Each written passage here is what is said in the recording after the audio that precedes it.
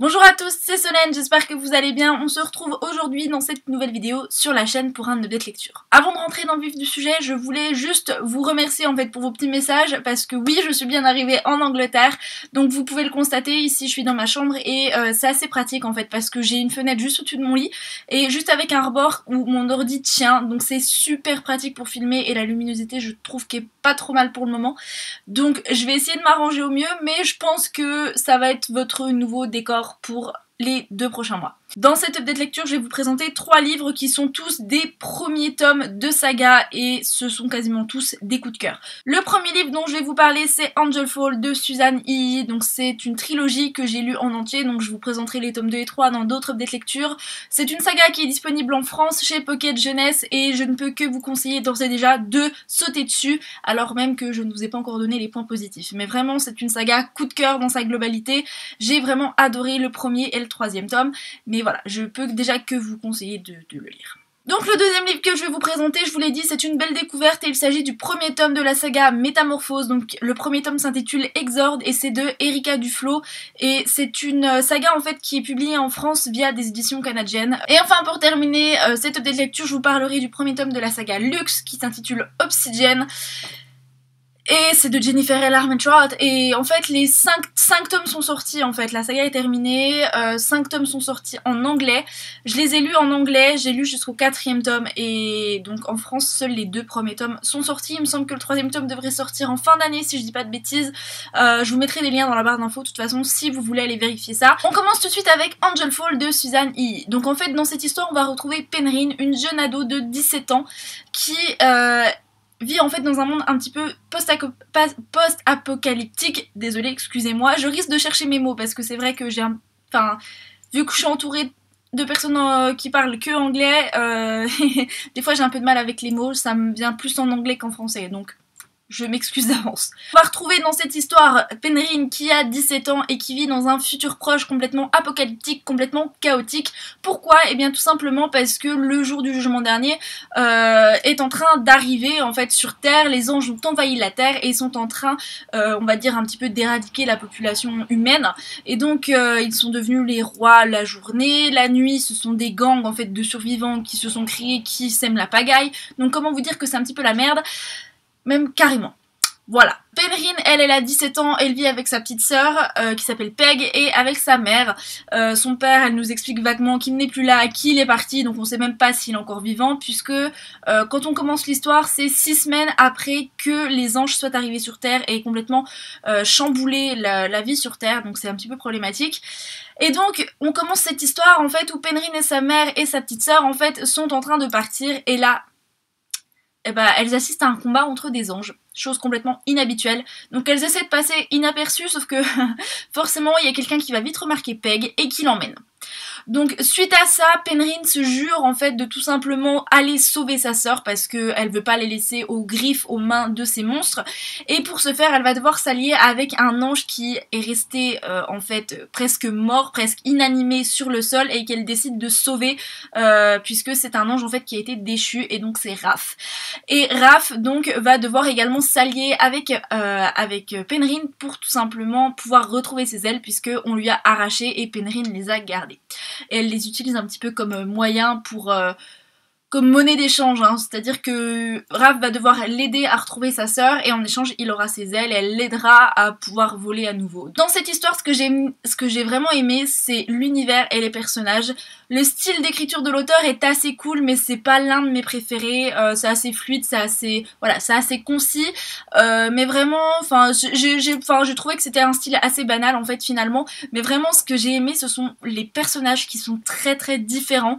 Raph, lui, donc qui est un ange et qui doit est supposé être un petit peu la perfection, on se rend compte que ça l'est pas complètement et il a une certaine estime de lui-même pardon qui est assez, voilà, il a un ego qui est complètement surdimensionné. Et à côté on a Penryn en fait qui est une warrior, cette nana c'est une survivante et elle va tout faire pour sauver sa sœur, sauver sa famille, aider ses amis parce qu'elle va s'en faire au fur et à mesure. Donc voilà, c'est vraiment une fille qui est bourrée de qualités mais aussi de défauts puisque elle peut vite partir au quart de tour, elle est très têtue, enfin voilà, c'est quelque chose, je trouve que il y a un très très bon équilibre au niveau des personnages dans ce livre. Ils sont à la fois très différents mais ils se complètent très très bien, donc c'est vraiment quelque chose de très positif. Ensuite on a l'univers en fait dans lequel on évolue parce que c'est notre univers à nous, c'est la planète Terre. On va se retrouver notamment à San Francisco et c'est quelque chose de très très bien décrit. C'est vraiment l'auteur en fait apporte juste assez de description en fait pour qu'on imagine très bien comment, à quel point c'est chaotique en fait dans la ville, et j'ai trouvé que c'était extrêmement bien tourné, extrêmement bien décrit, pas trop, et juste ce qu'il fallait en fait. Il y en a pas trop, mais il y en a juste assez, donc vraiment c'était vraiment très bien. Donc j'ai vraiment beaucoup aimé ce premier tome, il est bourré d'action en fait. Il y a tout le temps un truc qui se passe, et c'est super cool parce que du coup on s'ennuie pas et on dévore les pages en fait. Et si vous voulez, moi j'avais donc le premier tome en papier chez moi, chez mes parents, et quand je l'ai terminé, bah j'ai acheté le tome 2 et le tome 3 en fait en ebook, parce que si je commandais les tomes 2 et 3 sur The Book Depository, il aurait encore fallu que j'attende entre 7 et 15 jours à peu près pour les recevoir, et moi je voulais la suite tout de suite,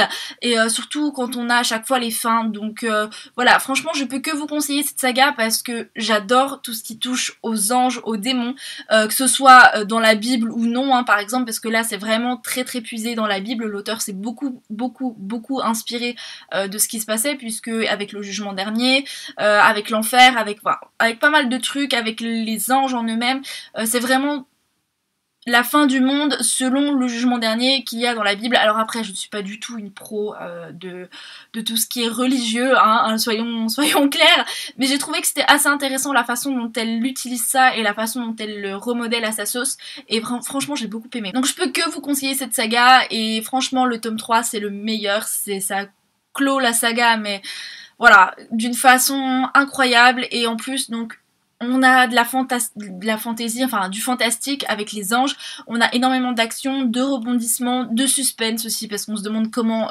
Penryn va y arriver, et il y a un petit peu de romance, parce que forcément vous allez vite deviner que entre Raph et Penryn, ça met beaucoup de temps à se mettre en place, je tiens à le préciser, mais voilà, ça vient petit à petit, et c'est très très intéressant de voir comment se développe cette relation, donc je peux que vous conseiller cette saga. Donc maintenant je vais vous parler de Métamorphose, le premier tome qui s'intitule Exorde de Erika Duflo. C'est un livre que j'ai lu en lecture commune avec mes copines Romane et Léa, donc les filles si vous passez par là je vous fais des bisous. Romane donc que vous verrez peut-être dans des vlogs puisque c'est avec elle que je suis venue en Angleterre. Ce bouquin là on l'a découvert, en fait on était toutes les trois avec Léa et Romane, on était toutes les trois dans un supermarché, on était au rayon livre, et on est tombé sur ce bouquin, et on est chacune repartie avec un exemplaire, parce que l'arrière de couverture en fait c'est vraiment les éditeurs ont très bien fait leur truc, c'est vraiment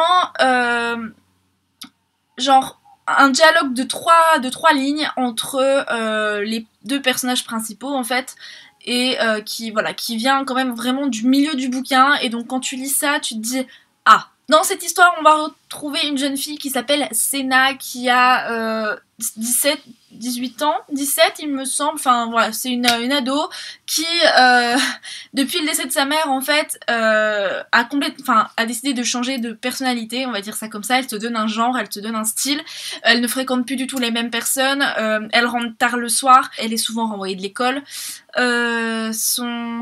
sa relation avec son père se dégrade aussi, parce que c'est vraiment pas ça qu'est ça. En fait, il y a juste sa tante, je me rappelle plus de son nom, il me semble que c'est Hélène, mais je suis pas sûre. Il y a juste sa tante qui est... qui comprend à peu près, en fait, qui la soutient un petit peu dans cette épreuve, sauf que c'est sans compter sur le fait qu'une énorme marque, une espèce de grosse boursouflure je sais pas si ça se dit boursouflure, une marque boursouflée en fait est en train de s'étendre sur son dos, et suite à un énième dérapage en fait son père en a ras-le-bol et décide de l'envoyer dans un pensionnat en Alaska. Oui, en Alaska. Donc du coup elle est propulsée dans un pensionnat en Alaska où elle va rencontrer des gens plutôt plus ou moins sympas, notamment Yann en fait, qui va lui apprendre que certaines créatures dites imaginaires ne le sont pas tellement. Suite à ça, Yann est persuadé en fait que l'énorme marque qu'il y a dans le dos de Senna en fait est la preuve irréfutable qu'elle n'est pas humaine et qu'elle est en train de subir une métamorphose. Mais alors qu'elle est en train de se transformer en quoi? Là c'est la question, on le sait qu'à la fin du bouquin. Et suite à ça, et ben, les deux jeunes gens vont essayer de découvrir les véritables origines de Senna. Le style de l'auteur est assez sympa en fait. Ce qui est assez rigolo, c'est que elle a été publiée au Canada. Et donc du coup il y a certaines tournures de phrases qui sont assez rigolotes parce que nous en France on n'a pas vraiment l'habitude de genre de tournure de phrases. Par exemple pour le téléphone portable, il me semble que dans le livre on dit mon cellulaire. Et non, ça fait bizarre en fait sur le coup. Donc quand on a regardé d'où venait le bouquin en fait, où il avait été publié, on s'est dit ah oui c'est peut-être normal en fait effectivement. Mais voilà, vraiment j'ai bien aimé le style de l'auteur, il est assez sympa. L'histoire en elle-même est très intéressante. Le premier tome est une belle découverte en fait, on va dire que j'ai trouvé quand même quelques points négatifs dans le sens où j'ai trouvé qu'il n'y avait pas assez d'action, mais en même temps d'un autre côté, après en avoir parlé avec les filles, donc avec Léa et Roman, on s'est dit aussi que c'était sûrement parce que c'était le premier tome et que l'auteur devait mettre en place vraiment son univers, mais d'un autre côté j'ai trouvé qu'il aurait pu avoir plus de choses, plus peut-être de course-poursuite, plus d'action, plus de rebondissements parce que on s'attend quand même à certaines choses sauf la fin. La fin je m'y attendais pas trop et en fait j'ai trouvé que c'était un petit peu tombé comme ça sur un cheveu, comme un cheveu sur la soupe et j'ai trouvé que ouais c'était un peu tourné bizarrement mais sinon j'ai bien aimé, j'ai trouvé que les personnages étaient assez sympas, j'ai beaucoup aimé Yann en fait qui finalement je l'imaginais comme étant quelqu'un, vous savez, un petit peu le cliché, le stéréotype typique du gars qui est ténébreux et compagnie. Et en fait, non, pas du tout. J'ai trouvé qu'il était très doux, vraiment dès le départ. Et bon, quelque peu instable par moment, parce que des fois, il va te faire la gueule, tu sais pas pourquoi. Mais sinon, j'ai trouvé qu'il était plutôt cool. Donc voilà, ça c'est un bon point. J'ai beaucoup aimé Senna, même si au début, elle m'a un petit peu énervée avec son caractère de fille un petit peu pourri gâtée, qui n'arrive pas... Bon, la façon dont je vais le tourner, ça va peut-être pas aller. On va dire peut-être plutôt fille pourri gâtée qui n'en fait qu'à sa tête et qui ne veut pas avancer. Après je dis pas que c'est forcément évident, mais voilà. Son caractère en fait change vraiment quand elle arrive en Alaska, quand elle rencontre ses nouvelles amies qui sont vraiment adorables. J'aime beaucoup sa colocataire de chambre d'ailleurs, mais je suis incapable de vous donner son prénom puisque je n'ai pas le livre sous la main et que j'ai lu le livre il y a presque 2 mois puisque j'ai lu ça en avril. Pour ce bouquin, c'est une belle découverte, vraiment je vous le conseille parce que c'est assez sympa, c'est vraiment bien écrit. Ça va être une pentalogie, donc 5 tomes sont prévus. Le deuxième tome est également sorti en France, il me semble, donc je l'achèterai à mon retour. Le troisième tome va sortir cet automne au Canada, si je ne dis pas de bêtises, il me semble que j'ai vu ça sur la page Facebook de l'auteur.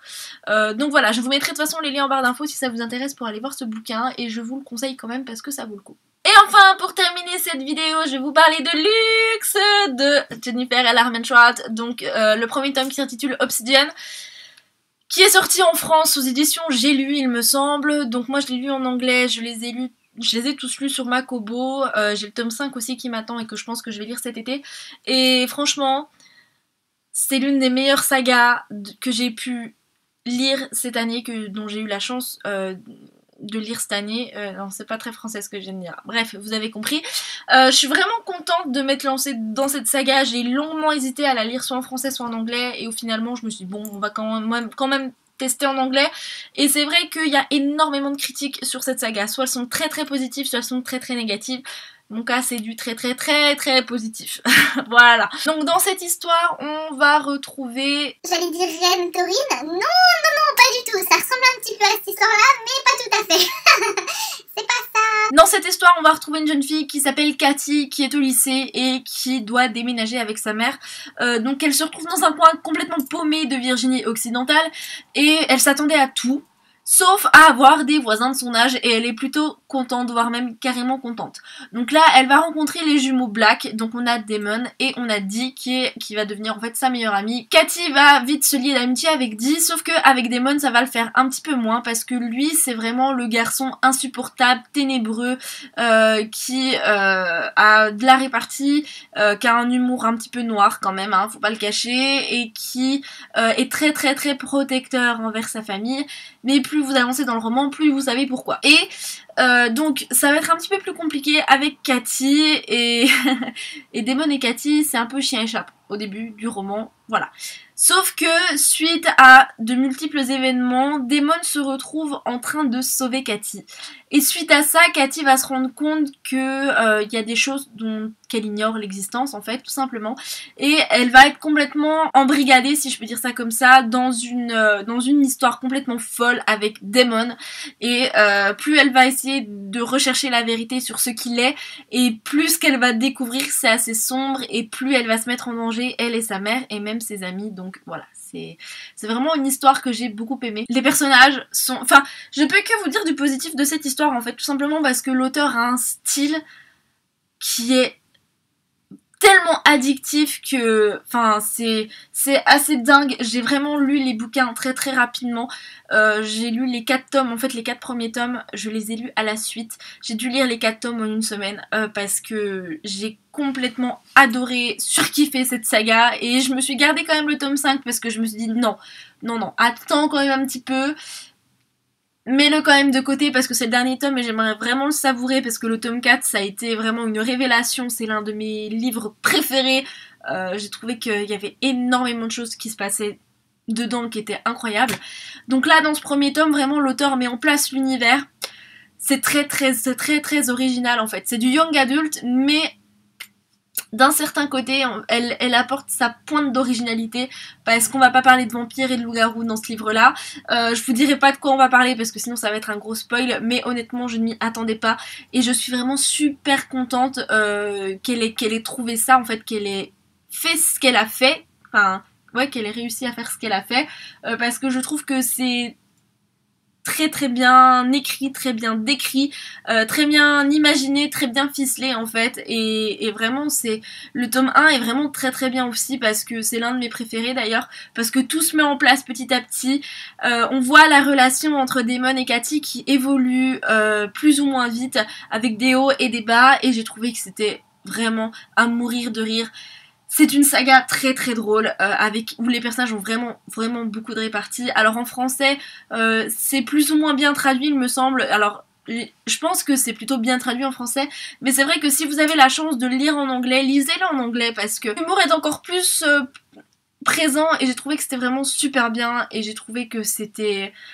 Voilà, je sais même pas trop comment vous dire ça, à part juste découvrez-le. J'ai pas trop envie de vous en dire plus parce que d'un certain côté, j'aimerais que vous puissiez le découvrir parce que j'avais beaucoup d'appréhension par rapport à ce livre-là et elles sont toutes envolées dès les 2 premiers chapitres, donc je peux que vous conseiller parce que on est quasiment, enfin, on plonge très vite dedans et on a beaucoup de mal à s'en sortir. Je peux que vous conseiller de lire cette saga qui est vraiment géniale et franchement, les personnages sont vraiment très attachants, très captivants, l'univers, c'est une intrigue qui est de malade, ce qui se passe après dans les prochains tomes, c'est vraiment un truc de dingue, la façon dont elle a ficelé tous les tomes entre eux, c'est très bien fait, et je peux que vous conseiller, parce que franchement Lux, c'est l'une de mes sagas favorites, alors que je l'ai pas encore terminée, et franchement je peux que vous conseiller, ça fait au moins la 15e fois que je vous le dis, mais foncez quoi, franchement n'hésitez pas, vous allez pas être déçus, et voilà,